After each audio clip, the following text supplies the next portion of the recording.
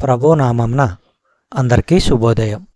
ఈరోజు దేవుని వాగ్దానము ఏమనగా, కీర్తనలు గ్రంథము 119వ అధ్యాయము 17-18 వచనములు. నీ సేవకుడనైన నేను బ్రతుకునట్లు నా ఎడల దయారసము చూపుము. నీ వాక్యమును బట్టి నేను నడుచుకొనుచుందును.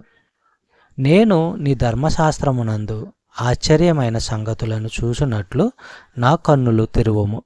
సహోదరి సహోదరులారా, కష్టములో బాధలో ఎలా ఉండాలో, ఎలా జీవించాలో మనకందరికీ కీర్తనకారుడు ఆదర్శం.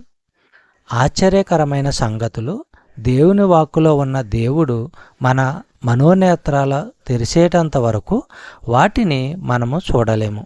ఇక్కడ కీర్తనకారుడు ప్రార్థించినట్టు మనము ప్రార్థించటం మంచిది.